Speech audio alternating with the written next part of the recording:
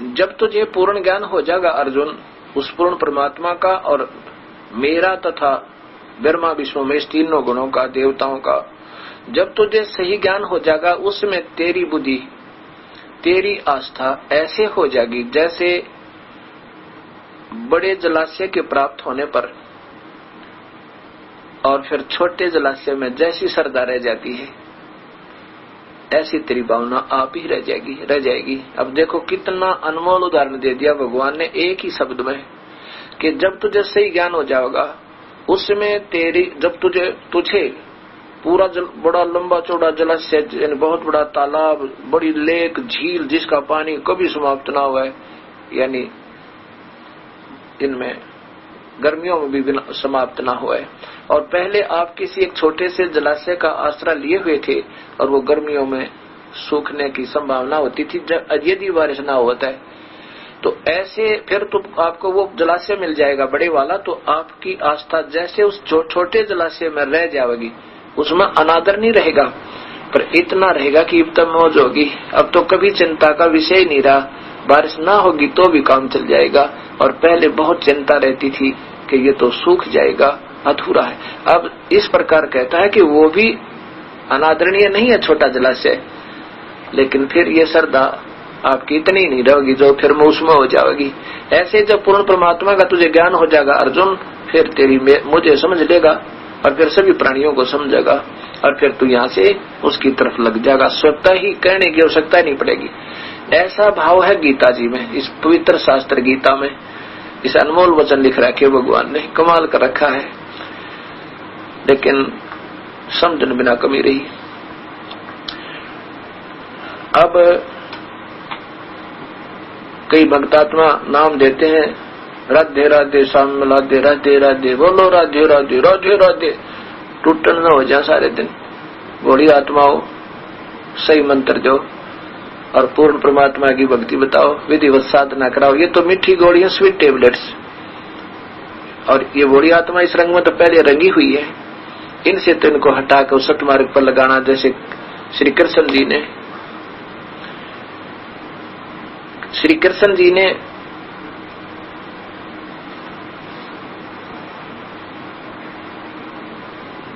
वृंदावन के अंदर ब्रजवासियों से कहा था कि इस इंद्र की पूजा मत करो, इंद्र तो देवताओं का राजा है, और उसको ये छोटी पूजाओं से हटा करके उस परमात्मा की भक्ति करने के लिए भगवान श्री कृष्ण ने कहा था, और इंद्र की पूजा को बंद करवा दिया था। इंद्र इस बात से क्षुब्ध होकर, नाराज होकर के और सारे ब्रज को डुबोना चाहता था, जोर की बारिश कर दी मूसलाधार। भगवान ने गोवर्धन उठा लिया, ये गिरिराज उठा लिया छोटी उंगली पे, और सारा इंद्र बरस लिया, सारे बादल खारिज समाप्त हो गए, और उसके ब्रज क्षेत्र में कितना छींट भी ना लगी। तब आके पैर पकड़े इंद्र ने भगवान श्री कृष्ण के, और क्षमा याचना की, प्रभु मुझे मालूम नहीं था। जब श्री कृष्ण ने कहा कि नादान तू क्या देगा इनको, कि उनका जीवन व्यर्थ करवावे अपने स्वार्थ के लिए तू, और इनको सत भक्ति करने दे, और जहाज के बाद मत ऐसी गुस्ताखी करना। दोनों कान पकड़ कर हाथ जोड़ कर गया इंद्र, और उसके बाद श्री कृष्ण भगवान ने यही अनजान साधनाएं छुड़वाई थी। गीता जी के में कहते हैं कि गीता जी में लिखा है कि जो जैसी भक्ति कर रहा है ना, अपने उस पूजा को छोड़ियो मत, अपने धर्म को छोड़ना नहीं, चाहे कोई कैसी भी कर रहा हो, और दूसरे का धर्म नहीं स्वीकार करना चाहिए, जबकि उसका सीधा अर्थ बना है कि अपना जो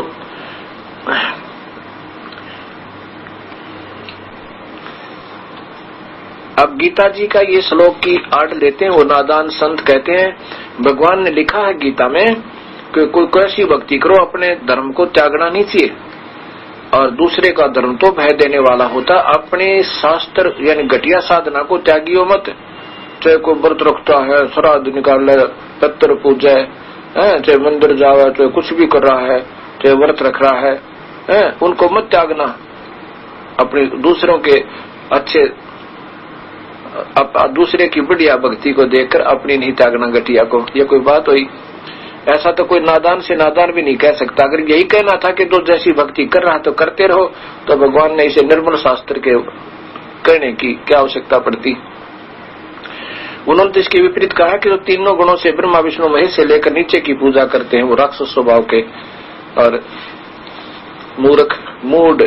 ये साथ में जाएगा। पहले यही देखो, ये गीता प्रेस गोरखपुर से प्रकाशित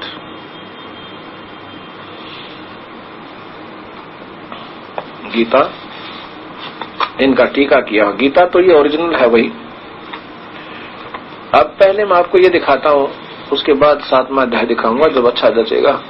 अध्याय नंबर 3 का और श्लोक नंबर 34 देखो। 35, ये 35 देखो। इसका यहां देखो संस्कृत को, श्रेयान स्वधर्म, श्रेयान स्वधर्म।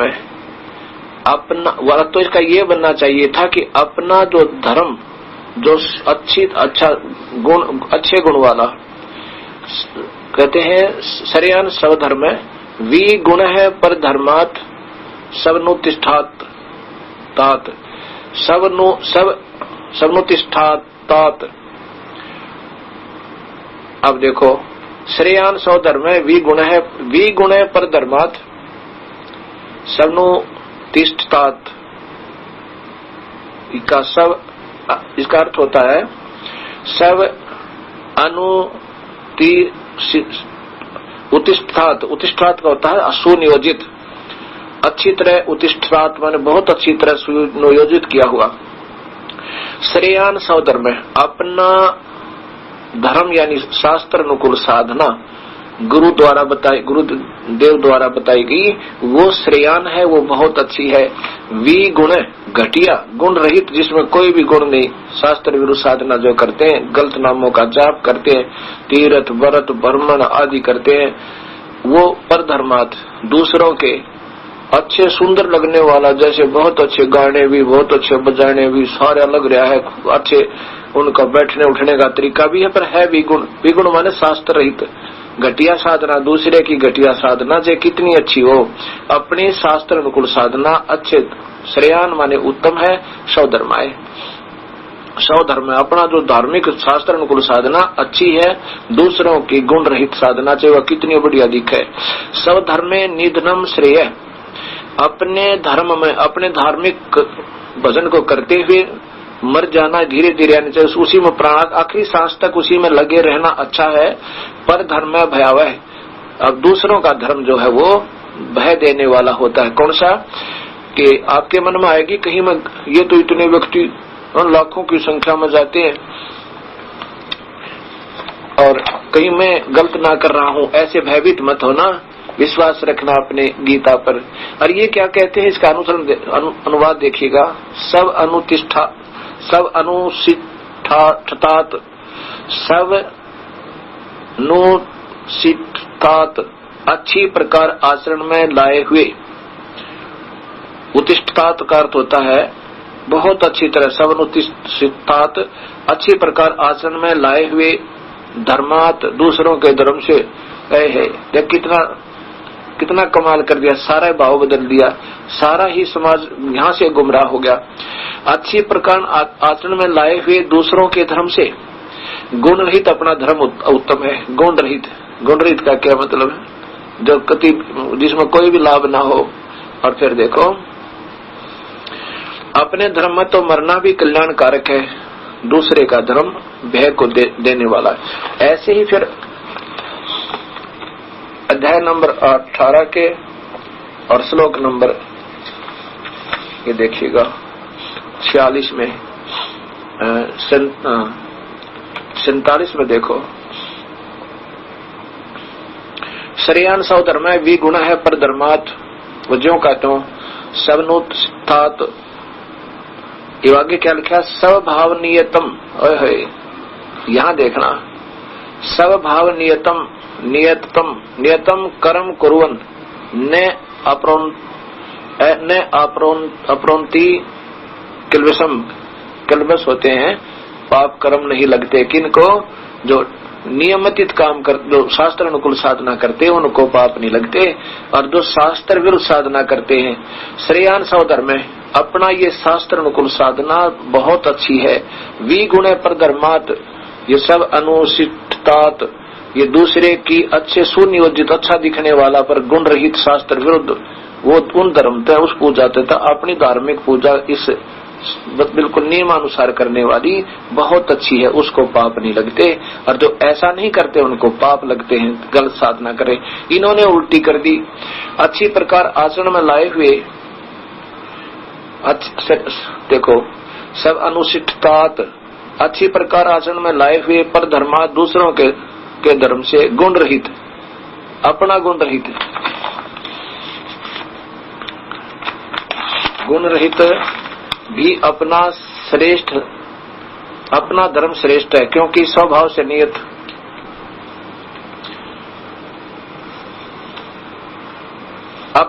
अपना धर्म श्रेष्ठ है क्योंकि स्वभाव नियतम, स्वभाव से नियत किए हुए, क्या लिखा है, कर्म यानी स्वधर्म रूप कर्मों को करता हुआ पाप को नहीं प्राप्त होता।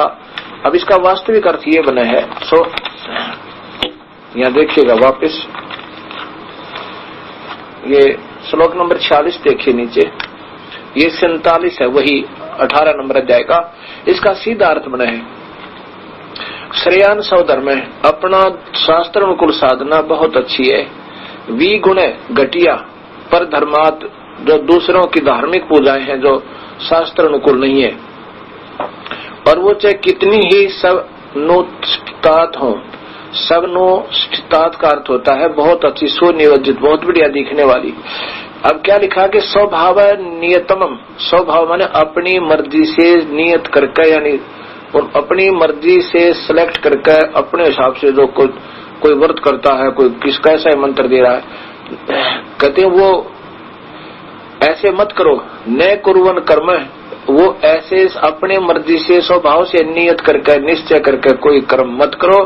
आपनोति किल्वसम, उससे तुम प्राप्त को प्राप्त होगे, इसका सीधा अर्थ बने। और इन्होंने उल्टा कर दिया कि अपना जो अच्छी प्रकार आचरण में लाए हुए है, दूसरों के गुण रहित, दूसरों के धर्म से गुण रहित, अपना लिखिए गुण रहित घटिया भी अपना धर्म श्रेष्ठ है, क्योंकि स्वभाव से नियत किए हुए, स्वभाव से मैंने अपनी मर्जी से कोई भी पूजा कर रहा है, स्वधर्म रूप कर्मों को करता हुआ है, पाप को नहीं प्राप्त होता। इसका अर्थ है कि वो पाप को प्राप्त होते हैं जो अपनी मर्जी का अपने स्वभाव से नियतम, अपनी मर्जी के आचरण करने वाले हैं, वो तो पाप को प्राप्त होते हैं। दूसरों की घटिया साधना को देखकर अपनी, उनसे तो शास्त्र अनुकूल विरुद्ध साधना से अपनी शास्त्र अनुकूल साधना, वो धार्मिक कर्म बहुत अच्छे हैं। और स्वभाव नियतम, अपनी मर्जी से कोई भी कर रहे हो, न कुर्वन कर्म, ऐसे कर्म मत करो, धार्मिक कर्म ना करो अपनी मर्जी तय। आपनोति किल्वसम, किल्वस का अर्थ होता है तुम्हें पाप लग जाएंगे। अगर ऐसा ही लिखना था भगवान ने कि मन मर्जी से कुछ भी करो, फिर गीता जी की आवश्यकता पड़ी बोलने की। अब देखो भक्तात्मा, यहाँ से ये सारा भक्त समाज इन अनजान संतों के ट्रांसलेशन है और सारी भक्ति बोर्ड खागी। संस्कृत किसी को आवा नहीं थी, हिंदी का अनुवाद जैसा भी मिल गया हमारे समाज में हजारों सैकड़ों वर्षों से इसी को लगे हुए हैं। कहते हैं गीता जी में लिखा है कोई कैसी भक्ति करो उसको अपने मन मर्जी से करते रहो, दूसरों के अच्छे गुण विगुण, अपनी तो विगुण घटिया करते रहना, दूसरे की अच्छी मत स्वीकार करना जो शास्त्र अनुकूल हो। कोई बात लिखा ऐसा है कि अपनी शास्त्र अनुकूल साधना को जो बिल्कुल सही है शास्त्र अनुकूल, उसको मत त्यागना दूसरों की घटिया ने देख कर। इन अनजान टीकाकारों ने सारे भक्त समाज को गलत दिशा दे दी, अनर्थ कर दिया। अगर ऐसा ही लिखना था भगवान ने तो फिर यहाँ क्यों, क्या जरूरत थी लिखने की इस 16वें अध्याय के अंदर कि अर्जुन तेरे लिए शास्त्र ही प्रमाण है। अध्याय नंबर 16 का और श्लोक नंबर देखिए 23 और 24। जो पुरुष शास्त्र विधि को त्याग कर अपनी इच्छा से मनमाना आचरण करता है वह न तो सिद्धि को प्राप्त होता है और न परम गति को और न ही सुख को। बताओ, यह घटिया साधना करने वाले को तो कोई भी लाभ कोई न विगुण को। और इससे तेरे लिए कर्तव्य और अकर्तव्य अवस्था में कर्मों के कार्य कर्तव्य और अकर्तव्य के काम शास्त्र ही प्रमाण है। ऐसा जानकर शास्त्र विधि से नियत कर्म करने योग्य हैं। अब बताओ, अगर ऐसा नहीं लिखना था, भगवान ने ऐसा ही 2 बातें लिख देनी थी तो बस 1 लाइन लिख देते और कहने की आवश्यकता नहीं पड़ती गीता जी की, और कह देते कि जो कर रहा है से करते रहो बस। तो यहाँ ये बात बिगड़ी हुई है। अब ये सच्चाई कड़वी अवश्य लगेगी, एक बार लगेगी, लेकिन आजीवन सुख होगा। अब अगर ऐसा ही करना था भगवान ने तो गीता के 7वें अध्याय के अंदर पूरा प्रमाण दिया है कि इन तीनों गुणों के द्वारा ये जीव उलझा हुआ है, क्योंकि उल्टी साधना कर रहे हो तुम, उल्टा पौधा लगा रखा है। तो इसलिए ये पूर्ण परमात्मा की भक्ति करो, जब छुटकारा होगा। अब प्रसंग चल रहा है धर्मदास जी का। धर्मदास जी को कबीर साहब बता रहे हैं कि तुम जो पूजा कर रहे हो ये काल की है।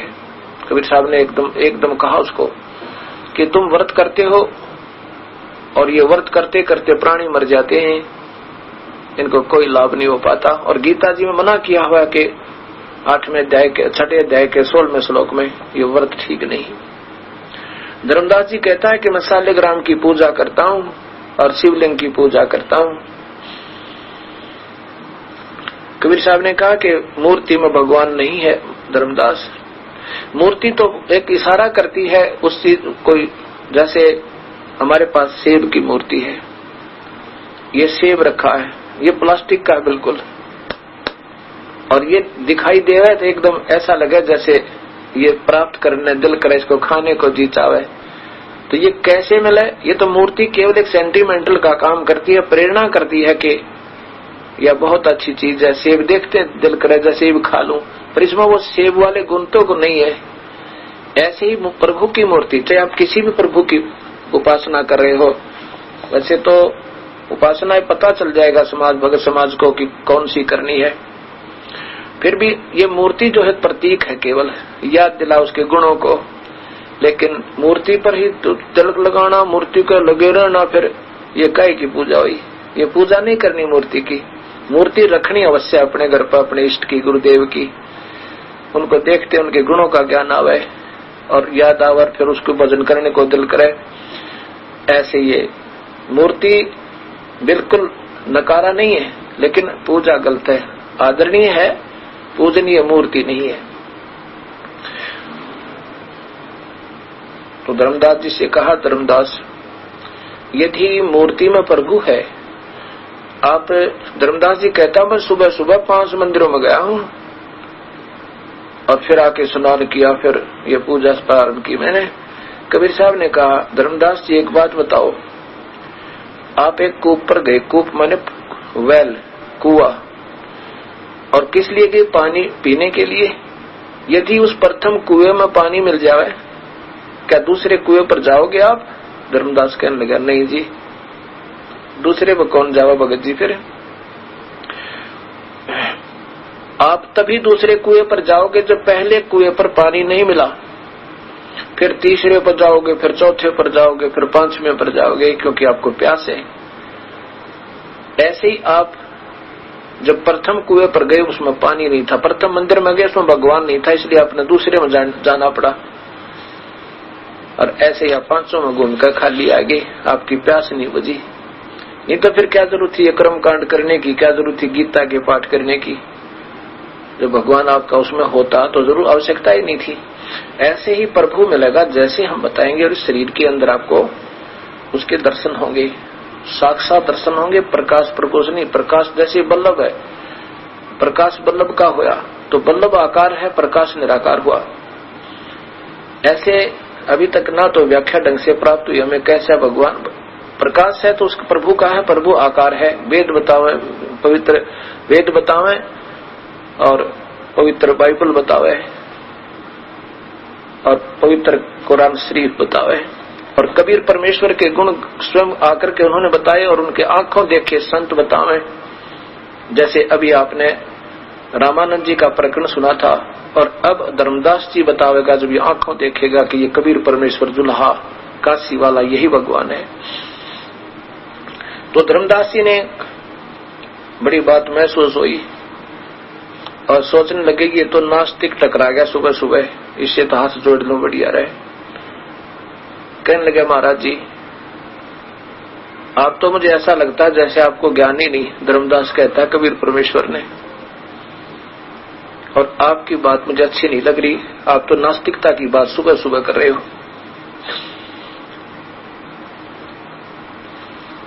तो कबीर साहब एकदम अंतर ध्यान हो जाते हैं, उनके सामने से दिखाई नहीं दिए धर्मदास को, और धर्मदास ने देखा कि ये महात्मा कहाँ गया ये भगत जी। एकदम ऐसे भौचक्का रह जाते हैं और मन में सोचते हैं ये जरूर कोई देव पुरुष था और तूने गलती कर दी। देखो बात तो बहुत सच बता रहे थे, पर मेरा जो पुराना ज्ञान था ये मुझे स्वीकार नहीं होने दे रहा था। बहुत दुख पाया कि ये मैंने ऐसा नहीं कहना चाहिए था, और सुननी चाहिए थी इनसे बातें, और सुननी चाहिए थी। नेक्स्ट डे, अगले दिन धर्मदास जी ने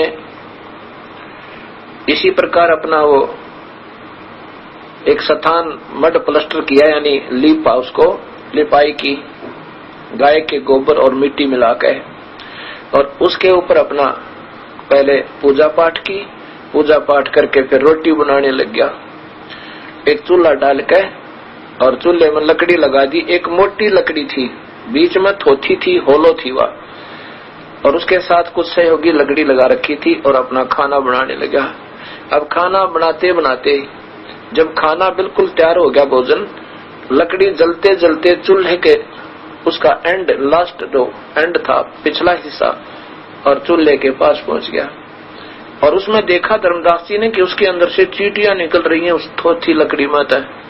होलो जो होलो था थी वह लकड़ी, वो उसमें से बहुत ज्यादा चींटियां, ये काली काली कीड़ी, आंट, अंग्रेजी में आंट कहते हैं उन्हें, वो निकल रही है और मुख में अंडे ले रखे। और उस लकड़ी के पिछले हिस्से पर एक तरल पदार्थ जैसे वाटर बॉयल होया करे, ऐसे पानी जैसे उबला करे, ऐसे कुछ तरल पदार्थ उस लकड़ी के पिछले हिस्से पर ऐसे वो उबल रहा था, और वो चींटियां उसमें गिर गिर कर मर रही थी, बाहर निकलने की चेष्टा भी कर रही थी, और कुछ अंदर लकड़ी के अंदर जल गई थी। धर्मदास जी ने जो देखा, ओहो आज तो मैंने जुल्म कर दिया, इतना अनरत है प्रभु, ना जाने कितने चींटियां होंगी इसमें, अरबों और खरबों की संख्या में। ये परमात्मा आज कौन बड़ी मेरे साथ। आंखों में पानी आ गया, क्योंकि धार्मिक व्यक्ति ही प्रभु की तलाश किया करते हैं। इनमें पिछले जन्म जन्मों की भक्ति प्रभाव से ये विनम्र हुआ करते हैं। आत्मा रोने लगी और सोचा कि आज इस भोजन को मैं नहीं खाऊंगा, इसको किसी संत को खिला दूंगा, मैं पापरित हो जाऊंगा। उठा के सारी बात को, सारे भोजन को रख के थाली में, और किसी संत की तलाश में चल पड़ा। वही कबीर परमेश्वर अन्य रूप बना के, एक साधु जैसी वेशभूषा बना के, और एक पेड़ के नीचे बैठ गए। धर्मदास जी की दृष्टि पड़ी कि संत बैठा है। धर्मदास जी ने जाकर चरणों में वो थाल रख दिया, भोजन बना बनाया, और कहा, हे महाराज जी भोजन पाओ, आपको भूख लगी होगी। कबीर साहब बोले, हाँ भाई बच्चा भूख लगी है, बड़ा अच्छा किया आपने, मुझे तो बहुत जोर की भूख लगी थी बच्चा। धर्मदास जी ने भोजन रख दिया, और कबीर साहब ने अपने लोटे में पानी उठा के, एक जल उठा करके थोड़ा चलो आचमन, और ऐसे सारी बात के ऊपर को छिड़क दिया। लीला थी दाता की। इतने में सारी की सारी बात की चींटी बन गई, आंट बन गई, वह काली काली कीड़ियां बन गई, और सारी थाली काली होगी। अब धर्मदास की मुख की तरफ देखा जब कबीर परमेश्वर ने, और वही अपना स्वरूप बना लिया कबीर परमेश्वर ने, जो पहले दिन वार्ता हुई थी जिंदा वाले रूप में, जिंदा महात्मा वाले रूप में। और जब कहा धर्मदास आप क्या कह रहे थे, कल क्या कहा था आपने कि हम कोई पाप नहीं करते, हम तो वैष्णव वैरागी हैं, हम छोटी जाति वाले के नजदीक भी ना जाते, हम तो जीव हिंसा नहीं करते। अरे तेरे तो कसाई भी अच्छा। धर्मदास तेरा जुल्म कर दिया, चरणों में गिर गया। धर्मदास रोए, कहता दाता मेरे से गलती होगी, मैंने कल आपसे बहुत बात विवाद किया, अक्षमा करना मालिक, मैंने तो आपको एक साधारण भगत जाना था। ये दाता मेरी बुद्धि कमजोर है, मैंने आपके साथ बहुत अभद्र व्यवहार भी कर दिया था। अंत में कबीर साहब बोले कोई बात ना बच्चा। तब कबीर साहब ने उसको सारी सृष्टि रचना सुनाई। क्या सुनाया? पूरी सारी सृष्टि रचना के धर्मदास सुन तुझे बताता हूं ये संसार ये कैसे रचा गया।